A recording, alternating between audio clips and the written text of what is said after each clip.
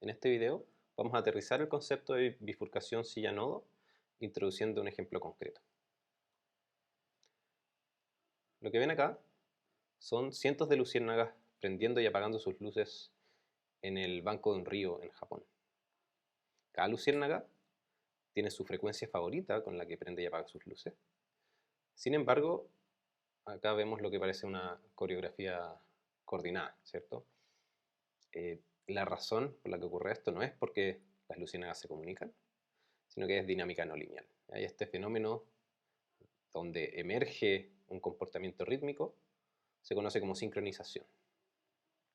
De hecho, se han hecho experimentos donde se pone una persona en el lado opuesto del río con una linterna, la prende y la apaga, estimulando al conjunto de luciérnagas a ver cómo responden frente a este estímulo externo.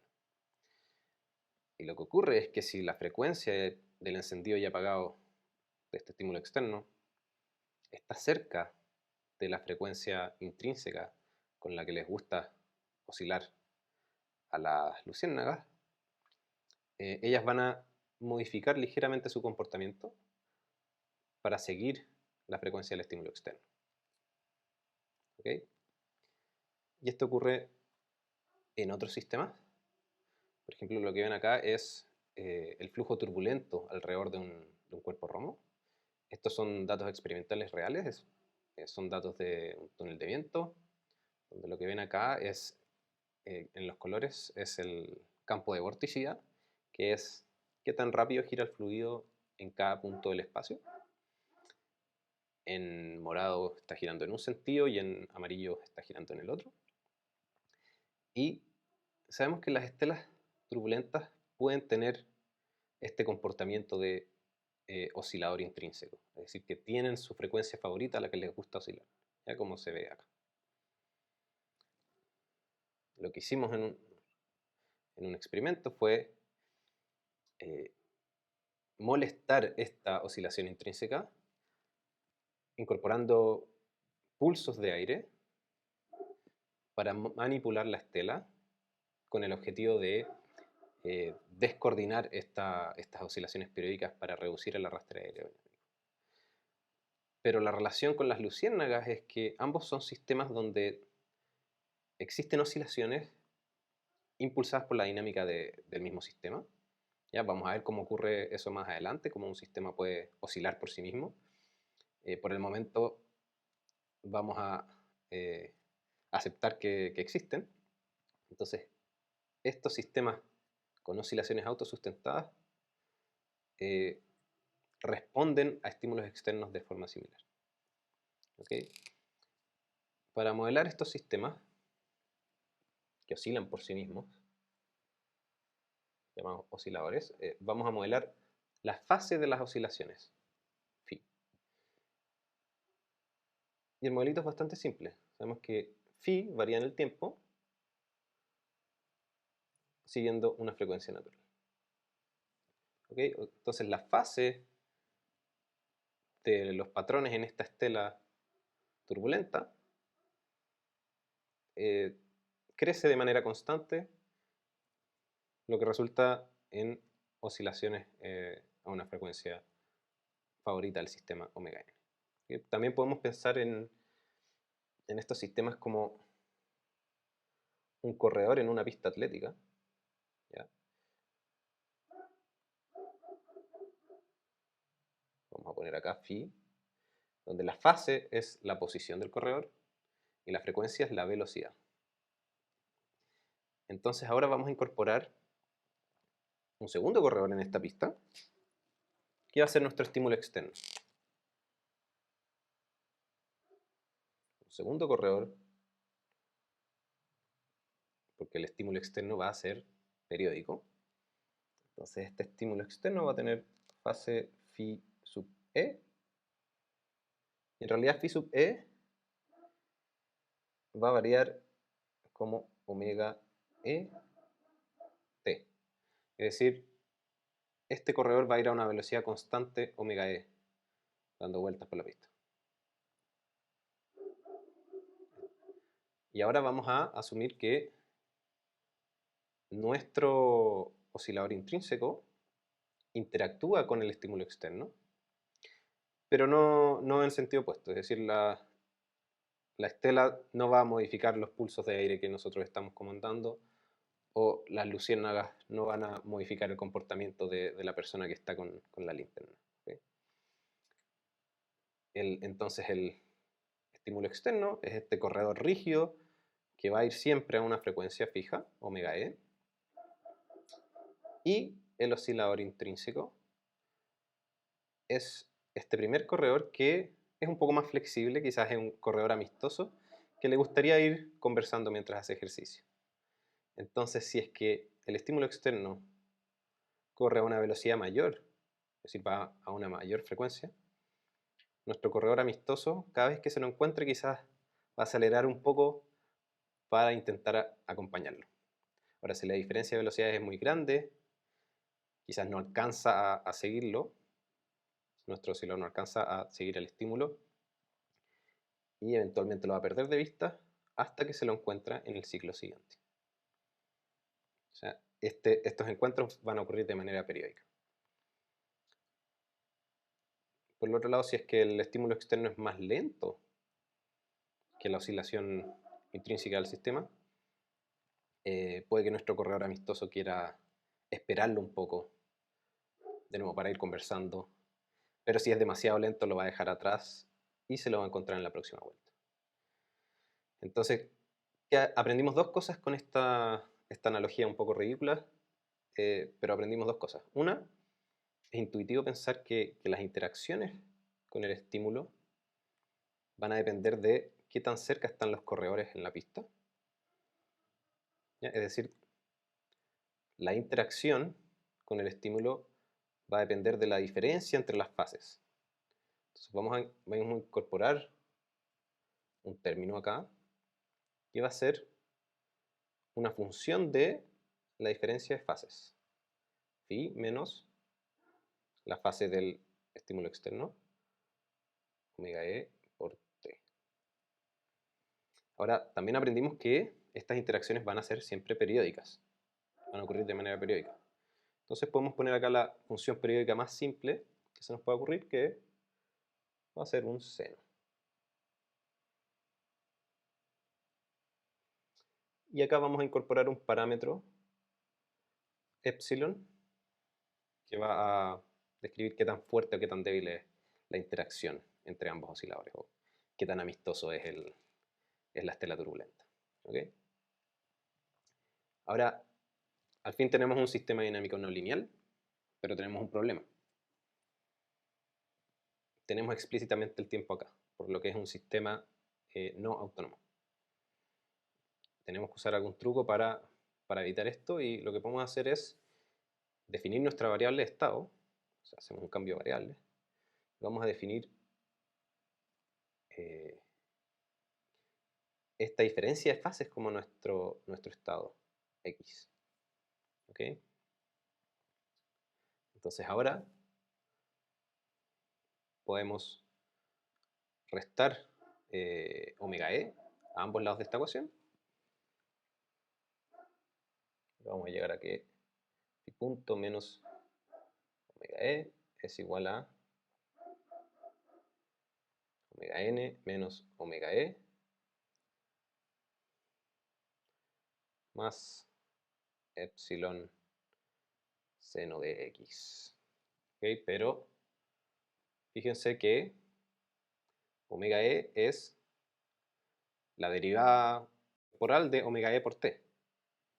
Por lo tanto, podemos juntar estos dos términos como la derivada de phi menos omega e t, que es la derivada de x. ¿Ya? Por lo tanto, esto es x punto, que es igual a... Estas dos frecuencias son constantes. ¿Ya? Una es la frecuencia natural, la frecuencia en la que nuestro oscilador intrínseco le gusta ir. Es la frecuencia a la que el primer corredor iría si es que no estuviera el estímulo externo. Y la segunda es la frecuencia del estímulo externo. Entonces vamos a agrupar estas constantes en un solo parámetro, mu, y tenemos más epsilon seno de x. Entonces ahora sí tenemos un sistema dinámico no lineal autónomo con dos parámetros. Y ahora sí lo podemos analizar con las técnicas que hemos estado viendo. Hagamos un retrato de fase.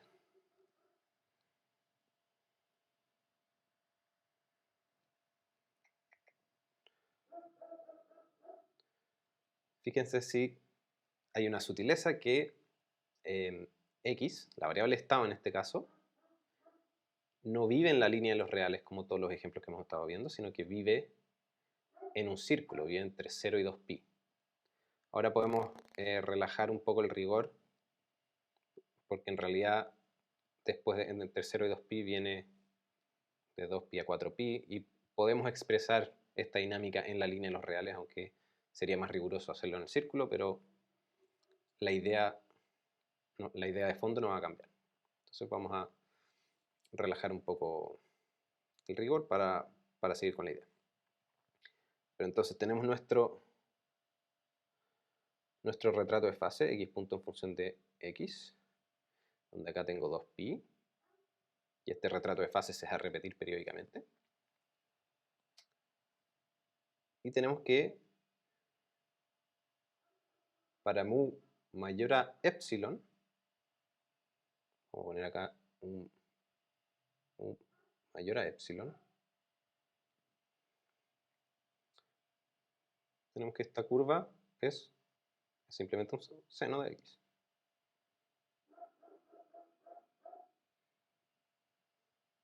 Ahora para mu igual a epsilon, lo que va a ocurrir es que el mínimo de seno de x va a ser menos 1. Por lo tanto, si mu es igual a epsilon, vamos a tener epsilon menos epsilon. Vamos a tener que x punto va a ser igual a 0 cuando x es 3pi medio. Por lo tanto, vamos a tener un único punto de equilibrio.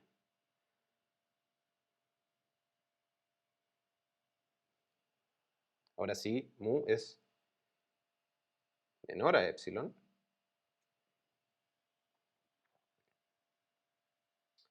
Ahora sí vamos a tener dos puntos de equilibrio.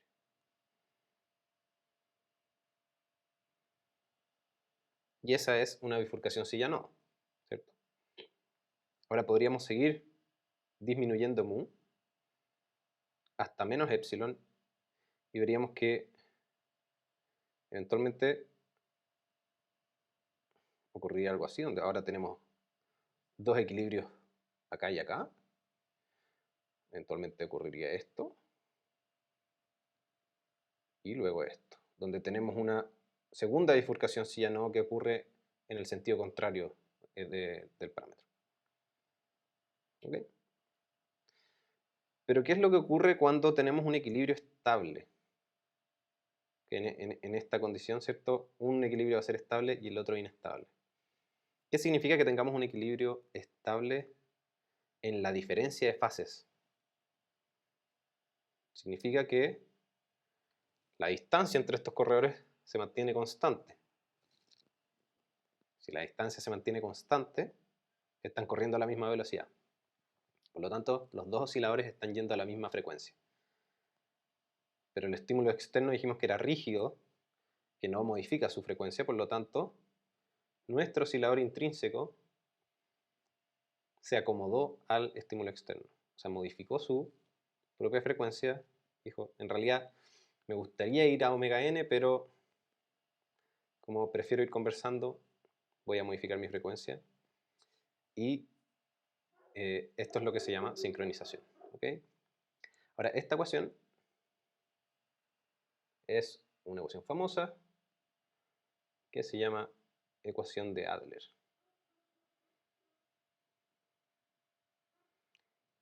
Que fue propuesta en 1946. ¿Ya? La ecuación de Adler, mediante esta bifurcación sí a no, explica una de las rutas para obtener sincronización. Existen muchos otros mecanismos por los cuales puede ocurrir sincronización, pero este es uno de estos. Y es más aún, podemos ver ¿Qué ocurre cuando cambiamos epsilon? Es bastante interesante. Tenemos que la sincronización ocurría en esta banda, ¿cierto? Existe un punto de equilibrio estable para una banda de valores de mu, pero esa banda depende de epsilon. O sea, acá teníamos mu menor a menos epsilon. En realidad, si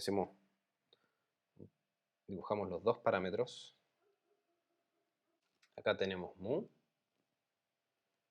y acá tenemos epsilon, perdón, acá tenemos epsilon. Vimos con este retrato de fase que ocurre sincronización, es decir, existe un equilibrio estable entre la diferencia de fases cuando mu está en esta banda, y esta banda es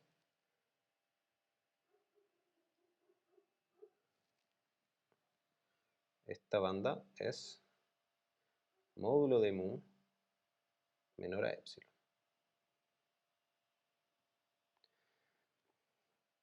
Entonces, dentro de esta región en el espacio de parámetros, ahora tenemos dos parámetros, dentro de esta región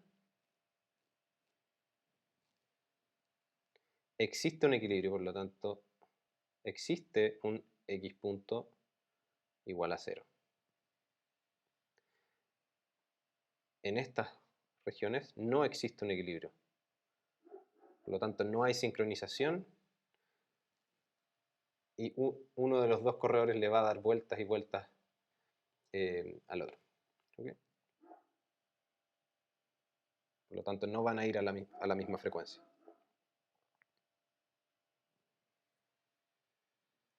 Entonces, esta es la región donde existe sincronización y en la jerga del área son conocidas como lenguas de Arnold. Y es muy interesante que para algunos sistemas pueden existir múltiples lenguas de Arnold. De hecho, para la estela turbulenta encontramos que ocurre sincronización